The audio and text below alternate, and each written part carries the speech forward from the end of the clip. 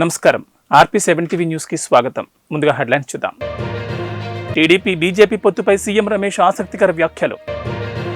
ఆ హీరోను మళ్లీ కలవనేలేదు. పెళ్లి వార్తలపై స్పందించిన హీరోయిన్. వెల్లంపల్లి శ్రీనివాస్ కు సవాల్ విసిరిన బొండా ఉమ. అయోధ్యలో KFC ఆ ఒక్కటి తప్ప అన్ని అమ్ముకోవచ్చట. కేంద్ర హోంమంత్రి అమిత్ షా, బీజేపీ జాతీయ అధ్యక్షుడు JP నడ్డాలతో టీడీపీ అధినేత చంద్రబాబు భేటీ కావడంతో ఏపీ రాజకీయాలు మరింత రసవత్తరంగా మారాయి. పాత మిత్రుడు మళ్లీ ఒకటి కాబోతున్నారనే ప్రచారం పెద్ద ఎత్తున సాగుతోంది. ఈ నేపథ్యంలో బీజేపీ రాజ్యసభ సభ్యుడు సీఎం రమేష్ స్పందిస్తూ రాజకీయాల్లో శాశ్వత మిత్రుడు, శాశ్వత శత్రుడు ఉండరని అన్నారు. త్వరలోనే ఏపీలో పొత్తులపై పూర్తి క్లారిటీ వస్తుందని చెప్పారు. అమిత్ షాను తాను కలిసినప్పుడు కూడా ఏపీ రాజకీయాలు చర్చకొచ్చాయని సీఎం రమేష్ తెలిపారు. ఏపీలో సీఎం జగన్ను గద్దె దింపేందుకు ప్రజలు కంకణం కట్టుకున్నారని చెప్పారు. డబుల్ ఇంజన్ సర్కార్ ద్వారా ఏపీకి మేలు జరగాలంటే బీజేపీ అధికారంలోకి రావాలని అన్నారు. ప్రజలకు మేలు చేసే చట్టాలు చేసేందుకు గతంలో కేంద్ర ప్రభుత్వానికి టీడీపీ కూడా మద్దతుగా నిలిచిందని చెప్పారు. మోడీ ప్రభుత్వం ఎన్నో మంచి పనులు చేసిందని తెలిపారు. పార్టీ హైకమాండ్ ఆదేశిస్తే లోక్సభ ఎన్నికల్లో పోటీ చేసేందుకు తాను సిద్ధమని చెప్పారు. దేశవ్యాప్తంగా బీజేపీ బలంగా ఉందని అన్నారు. వర్ష బొల్లమ్మ ఒకవైపున ముఖ్యమైన పాత్రలను చేస్తూనే మరోవైపున హీరోయిన్ గాను చేస్తూ వెళుతోంది. ఆమె హీరోయిన్ గా చేసిన సినిమాల్లో Middle Class Melodies, Stand Up Rahul, Swathi Muthyam సినిమాలు గుర్తింపును తెచ్చిపెట్టాయి. ఆమె తాజా చిత్రంగా ప్రేక్షకులను పలకరించడానికి ఊరు పేరు భైరవ్ కార్నర్ రెడీ అవుతోంది. సందీప్ కిషన్ హీరోగా చేసిన ఈ సినిమాకి VI ఆనంద్ దర్శకత్వం వహించారు. రేపు ఈ సినిమా విడుదల కానుంది. ఈ నేపథ్యంలో ఈ సినిమా ప్రమోషన్స్లో వర్ష బొల్లమ్మ బిజీగా ఉంది. స్వాతి ముత్యం సినిమా తర్వాత బెల్లంకొండ గణేష్తో ఆమె ప్రేమలో పడినట్లుగా, పెళ్లి చేసుకోబోతున్నట్లుగా వార్తలొచ్చాయి. ఆ విషయం ప్రస్తావనకు రావడంతో ఆమె స్పందించింది. సాధారణంగా ఒక హీరో, ఒక హీరోయిన్ ఎక్కడైనా కలిసి కనిపిస్తే వాళ్ళిద్దరి గురించిన పుకార్లు షికారు చేస్తూ ఉంటాయి. కానీ నా విషయంలో మరీ ఆశ్చర్యం. ఆ సినిమా తర్వాత గణేష్ను నేను మళ్లీ కలిసిందే లేదు. అయినా పుట్టించేశారు. ఎవరు ఎందుకు ఈ పుకార్లను లేపుతారో తెలియదు కానీ వాటిని అడ్డుకోవడం కష్టమే అని చెప్పింది. విజయవాడ సెంట్రల్ శాసనసభ నియోజకవర్గంలో పొలిటికల్ హీట్ పెరిగిపోతోంది. ఈ నియోజకవర్గం టికెట్ను మాజీ మంత్రి వెల్లంపల్లి శ్రీనివాస్కు సీఎం జగన్ కేటాయించిన సంగతి తెలిసిందే. మల్లాది విష్ణును పక్కన పెట్టి వెల్లంపల్లికి నియోజకవర్గ ఇన్ఛార్జ్ బాధ్యతలను కట్టబెట్టారు. దీంతో మల్లాది విష్ణు వర్గం తీవ్ర అసంతృప్తితో ఉంది. మరోవైపు వెల్లంపల్లి శ్రీనివాస్కు టీడీపీ పొలిటికల్ బ్యూరో సభ్యుడు బొండా ఉమాకు మధ్య సవాళ్ల పర్వం కొనసాగుతోంది. తనపై కబ్జా, రౌడీజం ఆరోపణలు చేసిన వెల్లంపల్లిపై బొండా ఉమ మండిపడ్డారు. తాను కబ్జాలు, రౌడీజం చేసినట్లు చూపించంటూ సవాల్ విసిరారు. విజయవాడ సెంట్రల్లో నాకు టీడీపీ సీటు లేదని అంటున్నావు, నీకు సీటు ఉందా అని ప్రశ్నించారు. నీ బీఫామ్ చూపించు, నా బీఫామ్ చూపిస్తానని అన్నారు. ఇలాంటి మాటలతో 175 స్థానాల్లో గెలుస్తారా అని ఎద్దేవా చేశారు. ఒక దొంగని విజయవాడ సెంట్రల్లో వైసీపీ పెట్టిందని, పశ్చిమ చెత్తను తీసుకొచ్చి సెంట్రల్లో వేసిందని అన్నారు. ఆడపిల్లను వేధించిన కేసులు వెల్లంపల్లిపై ఉన్నాయని బొండా ఉమ చెప్పారు. ఈ విషయాన్ని FIRలతో చూపిస్తానని అన్నారు. రాజకీయ ప్రచారాల్లో వాలంటీర్లు పాల్గొనకూడదని సర్క్యులర్ ఉన్నప్పటికీ సెంట్రల్ నియోజకవర్గం వాలంటీర్లు పాల్గొంటున్నారని తెలిపారు. వీరికి ఒక్కొక్కరికి 10,000 కుక్కర్లు ఇచ్చారని ఆరోపించారు. KFC ఈ పేరెత్తితేనే చాలు నాన్ వెజ్ ప్రియుల నోటిలో నీళ్లూరుతూ ఉంటాయి. ప్రపంచవ్యాప్తంగా ప్రతి చోట అవుట్లెట్లు కలిగిన KFC త్వరలో అయోధ్యలోనూ దుకాణాలు తెరవబోతున్నట్లు వార్తలు వినిపిస్తున్న నేపథ్యంలో జిల్లా యంత్రాంగం స్పందించింది. అయోధ్యలో మాంసాహార విక్రయాలపై నిషేధం ఉందని స్పష్టం చేసింది. కావాలంటే వారు శాకాహార పదార్థాలు అమ్ముకోవచ్చని తెలిపింది. అయోధ్యలో అవుట్లెట్ తెరవడాన్ని ఆహ్వానిస్తున్నామని, అయితే నిషేధిత ప్రాంతాల్లో శాకాహార పదార్థాలు మాత్రమే విక్రయించాల్సి ఉంటుందని అయోధ్య జిల్లా కలెక్టర్ నితీష్ కుమార్ తెలిపారు. మాంసం, చేపలు, ఇతర మాంసాహార పదార్థాల విక్రయం, వినియోగాన్ని రామాలయ ప్రాణప్రతిష్ఠకు ముందే యోగి ప్రభుత్వం నిషేధించిందని గుర్తు చేశారు. అయితే అయోధ్యకు 15 కిలోమీటర్ల పరిధి తర్వాత ఈ నిబంధనలేమీ వర్తించవని స్పష్టం చేశారు. అయోధ్య రామమందిరం ప్రారంభం తర్వాత రాముని దర్శనార్థం వచ్చే భక్తులతో అయోధ్య కిక్కిరిసిపోతోంది. భక్తుల రద్దీ పెరగడంతో వారి అవసరాలు తీర్చేందుకు పలువురు వ్యాపారులు దుకాణాలు తెరుస్తున్నారు.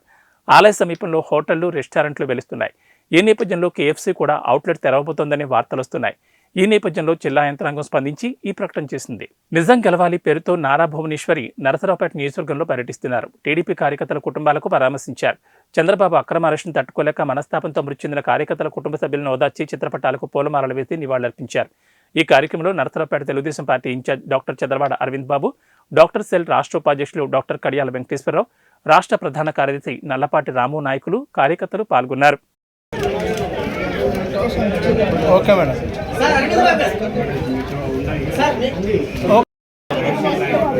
ఇన్ని రోజు మన జైల్లో ఉన్నప్పటి నుంచి వస్తేనే బాగా వీక్ అయిపోయారు. దాంతోనే మానసిక ఆందోళన, హార్ట్ అటాక్ తీసుకొచ్చారు, కానీ సర్వే చేయలేకపోయారు.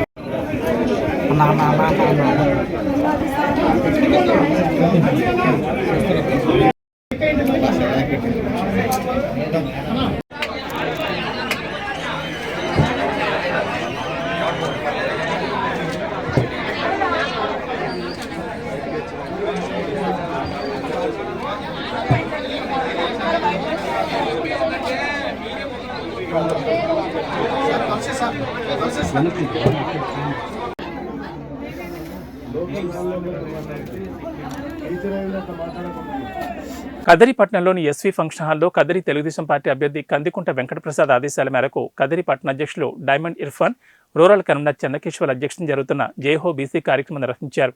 ఈ కార్యక్రమానికి ముఖ్య అతిథులుగా కదిరి నియోజకవర్గ పరిశీలకులు వహీద్ పాల్గొన్నారు. ఆయనతో పాటు జిల్లా అధ్యక్షులు కుంటిమద్ది రంగయ్య, కదిరి నియోజకవర్గ నాయకులు షేక్ బాబాజాన్ తదితరులు పాల్గొని ప్రసంగించారు. ఈ కార్యక్రమంలో శ్రీరాములు, నాగప్ప, డక్కన్న ఆచారి, గంగయ్య, నారాయణ, స్వామి, సురేంద్ర, పాండు, రంగప్ప, నాగభూషణం, హఫీజ్, అక్రమ్, గంగులప్ప, కృష్ణమూర్తి, పర్వీన్ భాను, సావిత్రమ్మ, రమణ, మోపిరిశెట్టి చంద్రశేఖర్, మనోహర్ నాయుడు, శంకర్, రెడ్డప్ప, అహ్మద్ అలీ, ఖాతాబ్, విశ్వనాథ్, భాస్కర్, గంగరాజు, మాల్యవంతం నారాయణస్వామి, పల్లపు రవీంద్ర మరియు బీసీ కమిటీ జిల్లా నాయకులు పాల్గొన్నారు.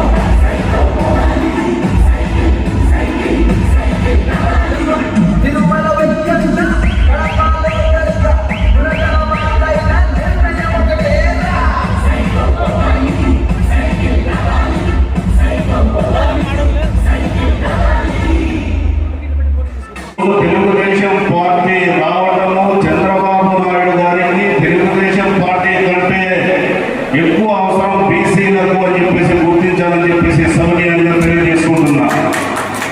వాళ్ళకేమి ఈరోజు నేను చంద్రబాబు నాయుడు గారిని నేను రెగ్యులర్గా అబ్జర్వ్ చేస్తున్నా.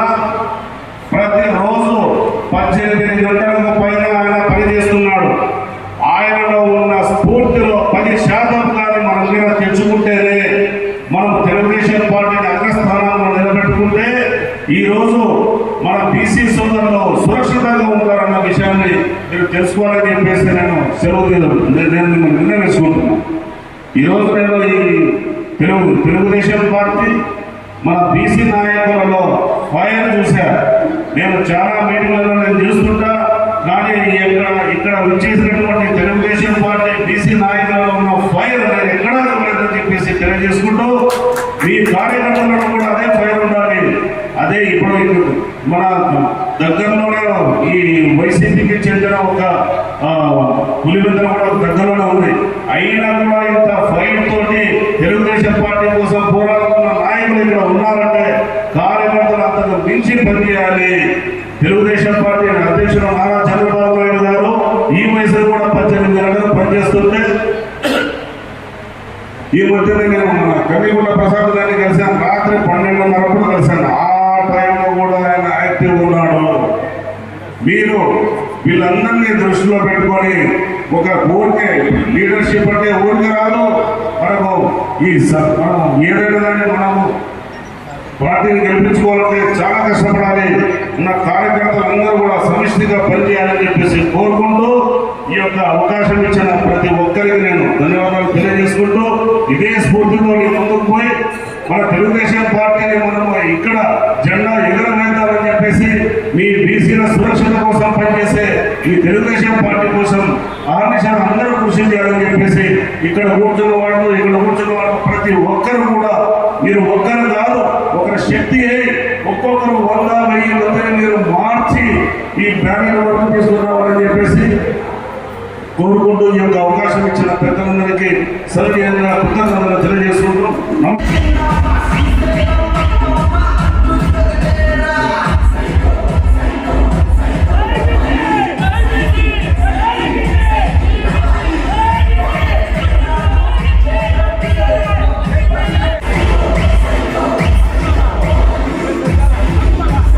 ఈ రోజు కదిరి మున్సిపల్ 34వ వార్డు నందు హిందూపురం పార్లమెంట్ సభ్యురాలు శాంతమ్మ మరియు కదిరి నియోజకవర్గ ఎమ్మెల్యే అభ్యర్థి బిఎస్ మక్బూల్ అన్న సమక్షంలో టీడీపీ నాయకులు ఈశ్వరయ్య మరియు వివస్ కాలనీకి చెందిన టీడీపీ సానుభూతి పరులు వైఎస్ఆర్ కాంగ్రెస్ పార్టీలో చేరారు. పార్టీలో చేరిన వారు ఆంజనేయులు, వెంకటరమణ, లక్ష్మీనారాయణ, శంకర, చందు, జయరాం, రామంజీ, రమణ, లక్ష్మణ, రాజు, మహేష్, సురేష్, రామంజీ, వెంకటనాయుడు, రామచంద్ర, నాగరాజు, నగేష్, భాస్కర, సుబ్రహ్మణ్యం, సుధాకర్, అంజీ, నగేష్, నాగరాజు, చందు, వీరయ్య, సాంబమోహన, బుజ్జి, ఫయాజ్, ఆటో, అంజీ, రామిరెడ్డి, వెంకటప్ప, కాటంసేన నాగేంద్ర. కార్యక్రమంలో చైర్మన్ పరికి నజీముని సాదిక్, సిఈసి సభ్యులు పోల శ్రీనివాసరెడ్డి, వజ్ర భాస్కర్ రెడ్డి, 34వ వార్డు ఇన్ఛార్జి బొబ్బిలి రవి మరియు కౌన్సిల్ సభ్యులు పాల్గొన్నారు. వార్డ్ కౌన్సిలర్ అన్న రవి అన్న, లాస్ట్ షబీర్ అన్న, ఒక 2 తూర్లు పేర్లు కొంచెం ఎక్కువ తక్కువ అవుతాయి.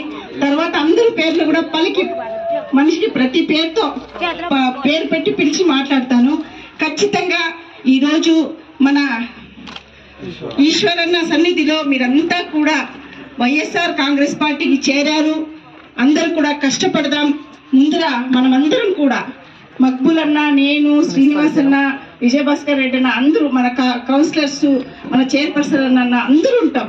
మీకు ఏమి కావాలంటే కూడా అన్ని పనులు కూడా ఇప్పుడు మన వైఎస్ఆర్ కాంగ్రెస్ పార్టీ గడప గడపకు పథకాలు ఎలా తెస్తుందో అదే మాదిరిగా నేను, మక్బూల్ అన్న, మన పెద్దలందరూ కూడా మీ గడపకు ఏమైనా పనులు కావాలో అవన్నీ కూడా మనము ప్రతి గడపకి ఇప్పుడు పథకాల రీతిలో మేము కూడా వచ్చి కష్టపడతాము. మీ మధ్యలో ఉంటాము. ఎల్లప్పుడూ మీ సేవ చేస్తాము. ఎప్పుడు కూడా ఇచ్చిన మాట తప్పము. ప్రతి ఒక్కటి కూడా చేసి పెడతామని చెప్తూ ఈ రోజు మీరంతా కూడా ఈశ్వరన్న సన్నిధిలో మీరంతా కూడా వైఎస్ఆర్ కాంగ్రెస్ చేరినారు. ఈ రోజు ఇంకా బలం ఎక్కువైంది. మీరందరూ కూడా కష్టపడి వైఎస్ఆర్ కాంగ్రెస్ పార్టీ జగన్మోహన్ రెడ్డి అన్నది మాత్రం మనము జ్ఞాపకం పెట్టుకోవాలా. అన్న తెచ్చిన పథకాలన్నీ కూడా మనం అనుభవిస్తాను. అదే రీతిలో ఈరోజు మనమందరం కూడా నేను, మక్బూల్ అన్న, భాస్కర్ అన్న, శ్రీనివాస్ అన్న అనుకున్నట్లా అందరూ కూడా అయిపోతూ ఒకటవ్వాలా. మనమందరూ కూడా జగనన్న సైన్యం, జగనన్న కోసం మనమందరూ కూడా జగనన్న సైన్యంలో మనమంతా కూడా సేనాధికారులుగా పనిచేసి ఈ రోజు మరి ఒక్కసారి మన ముఖ్యమంత్రిగా మన జగన్మోహన్ రెడ్డి అన్నని గెలిపించుకుందాం. ఫ్యాన్ తిరిగిందంటే ఎవరు రాకూడదు, అట్లా తిరగలా గాలి చల్లగా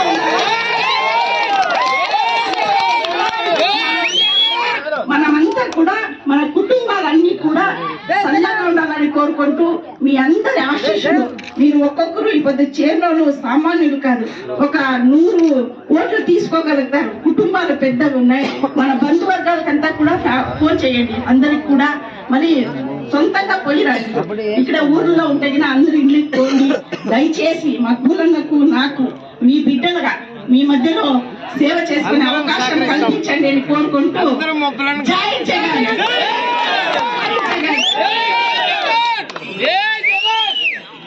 రవి అన్న ఆధ్వర్యంలో ఈరోజు ఈశ్వరన్న మరియు దాదాపు 70 కుటుంబాలు ఇక్కడ వైఎస్ఆర్సీపీ పార్టీలో చేరడం జరిగింది. వాళ్ళకందరికీ నేను ధన్యవాదాలు తెలుపుకుంటున్నాను. జగనన్న చేస్తున్న అభివృద్ధి పథకాలు మీరందరూ గ్రహించి ఈరోజు మన వైఎస్ఆర్సీపీ పార్టీలో ఒక వైఎస్ఆర్సీపీ కుటుంబంలో ఒక సభ్యులుగా మీరందరూ చేరడం జరిగింది. దానికి గాను మీరందరూ వచ్చే ఎన్నికల్లో మీరందరూ కష్టపడి అక్క చెప్పినట్లుగా అందరూ కష్టపడి జగనన్న మళ్ళీ ముఖ్యమంత్రిగా చేయాలని మీరందరినీ కోరుకుంటున్నాను. ఎందుకంటే ఈ నవరత్నాలు గాని, అభివృద్ధి గాని, సంక్షేమం గాని ఒక జగనన్నతోనే సాధ్యం. గత ప్రభుత్వంలో 500 కొరకు జన్మభూమికి 5 కిలోమీటర్లు నడుచుకొని పోయి మా పెద్దోళ్ళంతా తీసుకునేవాళ్ళు. అది చాలా కష్టంగా. అదే ఈ రోజు పెన్షన్ 1వ తేదీ మీరు చూసింటారు. 1వ తేదీ పోయి 7 రోజులైంది. పొద్దున్నే 5 గంటలకు వచ్చి 3000 నవ్వుతా ఇచ్చిపోయినారు. అది ఒక జగనన్నతోనే ఆయన ఆలోచన. అది మీ అందరికీ చాలా మా అందరికీ హెల్ప్ఫుల్ ఉంది. కాబట్టి జగన్ మళ్ళీ ముఖ్యమంత్రిని చేసుకుందాం. నాకు మరియు శాంతమ్మక్కకు ఇద్దరికి, శాంతమ్మక్కకు పార్లమెంటుకు, నాకు అసెంబ్లీకి మీరందరూ పంపుతారని ఓట్లు మీరు వేసి ప్రతి ఒక్కరికి మీకు తెలిసిన వాళ్లకు, మీ బంధువులకు అందరికి చెప్పి ఓట్లు వేయిస్తారని మీ అందరినీ ఆశిస్తూ ఈ అవకాశం ఇచ్చిన పెద్దలకి ప్రతి ఒక్కరికి ధన్యవాదాలు తెలుపుకుంటున్నాను. మావోయిస్టులతో సంబంధాలున్నాయంటూ ఎల్బీ నగర్ రాక్ టౌన్ కాలనీలో నివాసముంటున్న రవిశర్మ ఇంట్లో తెల్లవారుజాము నుంచి ఎన్ఐఏ సోదాలు నిర్వహించింది.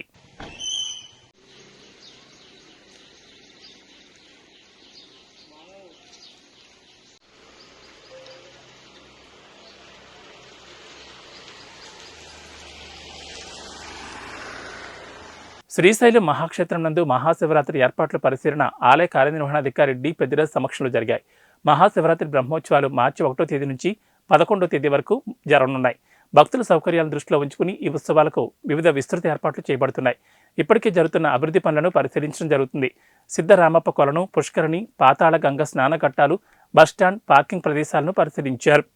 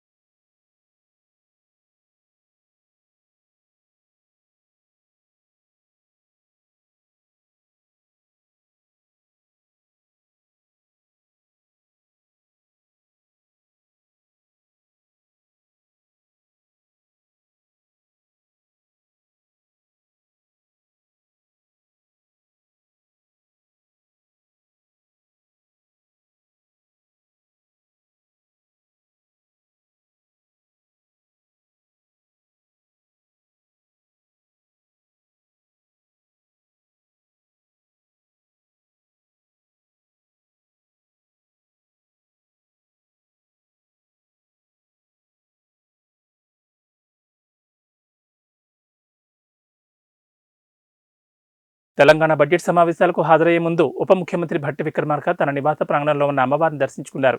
అసెంబ్లీకి బయలుదేరే ముందు ప్రజాభవన్లోని నల్లపోచమ్మ దేవాలయంలో పూజలు నిర్వహించారు.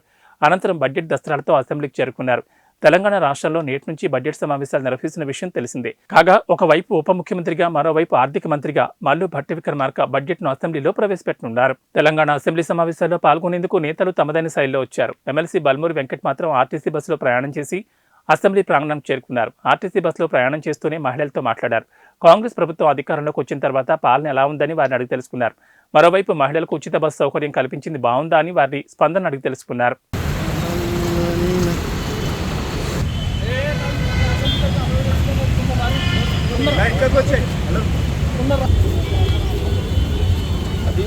ప్రకాశం జిల్లా ఖమ్మం సిఐని మర్యాదపూర్వకంగా సీనియర్ జర్నలిస్టులు కలిశారు. ప్రకాశం జిల్లా ఖమ్మం నూతన సర్కిల్ ఇన్స్పెక్టర్గా రామకోటయ్యను పదవి బాధ్యతలు చేపట్టిన సందర్భంగా ఈరోజు సీనియర్ జర్నలిస్టులు ఆయన్ని కలిసి పూలమాలతో శాలువతో సత్కరించారు. ముందస్తుగా రానున్న ఎన్నికల్లో బదిలీలో భాగంగా ప్రస్తుతం సర్కిల్ ఇన్స్పెక్టర్గా పనిచేసిన రాజేష్ కుమార్ పల్నాడు జిల్లా సత్తెనపల్లి రూరల్ సీఐగా బదిలీ కావడంతో దర్శి సర్కిల్ ఇన్స్పెక్టర్గా విధులు నిర్వహిస్తున్న రామకోటయ్య ఖమ్మం సీఐగా బాధ్యతలు చేపట్టారు. ఈ కార్యక్రమంలో Bodicherla Sunil Kumar, Vishwas TV MD SLV Prasad, Prime 9 TV Sadhu Lakshmi Rangaiah, Pen Power reporter Kotreddy, Uday Aksharam reporter Dudekula Siddaiah, Metro Udayam reporter Amrutharaju, Times Today reporter Kasimpera, Khammam Vishwas TV reporter తదితరులు పాల్గొన్నారు.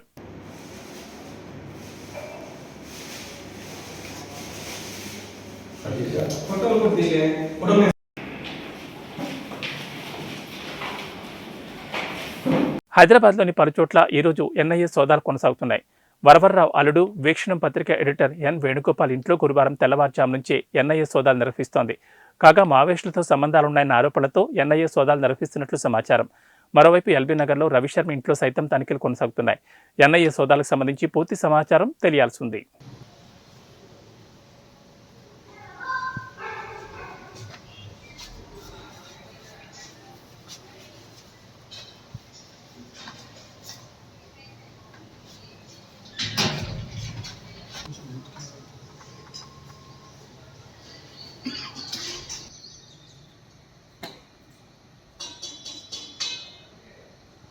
కరీంనగర్ జిల్లా జమ్మికుంట మండల కేంద్రంలోని గాంధీ చౌక్ వద్ద బ్లాక్ కాంగ్రెస్ పార్టీ అధ్యక్షుడు గూడెపు సారంగపాణి, మాజీ ముఖ్యమంత్రి కేటీఆర్, బాలకసుమన్, హరీష్ రావులపై తగిన చర్యలు తీసుకోవాలని, ఒక దళితుడిని ముందు పట్టుకుని అనుచిత వ్యాఖ్యలు చేయడం సరికాదని, అసభ్యకరమైన పదజాలంతో మా ముఖ్యమంత్రి రేవంత్ రెడ్డిని మాట్లాడడం సరైంది కాదని, మీ అవినీతిని ఒక్కొక్కటిగా బయటపెట్టడం జరుగుతుందని, కేసీఆర్ చాలా జాగ్రత్తగా ఉండండి, లేకపోతే తగిన మూల్యం చెల్లించక తప్పదని తెలియజేస్తున్నామన్నారు.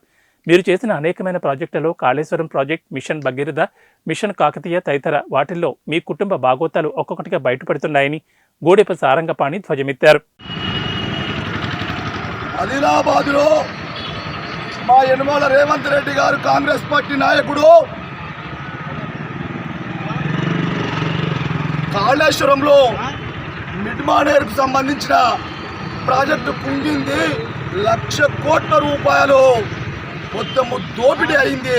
ఈ దోపిడీని ఇది ప్రజల సొమ్ము, ప్రజల చేత మీ చుట్టూ తప్పదని చెప్పి మాట్లాడితే వాళ్ళ దోపిడీ చేసిన వాడిని అరికట్టవలసిన అవసరం ఉంది. దోపిడీ చేసిన వాళ్ళను వారిపై క్రమశిక్షణ చర్యలు తీసుకోవాల్సి ఉంది. వారి చట్టపరమైన చర్యలు తీసుకోవాల్సిన అవసరం ఉండే.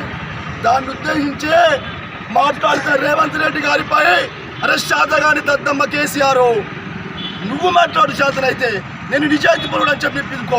ఒక దళితుని ముంగడ పెట్టి చెప్పుతో కొడతా అని చెప్పి అసభ్యంగా ప్రవర్తింపజేయడం పట్ల బాల్కసుమనటోడు ఇవల్ల నువ్వు నీ తొత్తు నీకు మాట్లాడే శాతగాక ఒక బాల్కసుమతో మాట్లాడడం తీవ్రంగా కాంగ్రెస్ పార్టీ పక్షాన్ని ఖండిస్తూ ఉన్నాం. నీకు శాతనైతే గౌరవ చంద్రశేఖర్ రావు గారు, మా రేవంత్ రెడ్డి గారు ఏదైతే ప్రశ్నిస్తున్నారో వారికి నువ్వు చేసిన అవినీతి జరుగుతున్న దాని మీద నువ్వు నిజ నిర్ధారణకురా నీ దమ్ముంటే లెక్కగా ఈ ప్రజలకు చెప్పు జవాబుదారితనంగా. ఇలాంటి కాంగ్రెస్ పార్టీలో ఉన్న నాయకులపై నీ తెలంగాణ తొత్తులు, నీ శంషాగాళ్ళు, నీ కొడుకు కేటీఆర్తో సహా వీళ్ళందరూ మన రేవంత్ రెడ్డి గారిపై అనుచిత వ్యాఖ్యలు చేయడము కాంగ్రెస్ పార్టీ పట్ల తీవ్రంగా ఖండిస్తూ ఉన్నాను. వెంటనే బేషరతుగా బాల్కసుమన్ను వెంటనే అరెస్ట్ చేసి శాఖాపరమైన చర్యలు తీసుకోవాలి. ఇలాంటి ఎవరు ప్రణాతమైనా కూడా ఇది తప్పుగా భావిస్తూ అది ప్రజల సొమ్ము, ప్రజలకు చెందాల్సిన సొమ్మును మీ కుటుంబమే తిన్నది, దాన్ని కక్కించే కాంగ్రెస్ పార్టీ సోదరులము ప్రజల పక్షాన మేము ఉండి పోరాడతామని చెప్పడం జరుగుతూ ఉన్నది. ఈరోజు ఇవి బులెటిన్ విశేషాలు. నమస్కారం.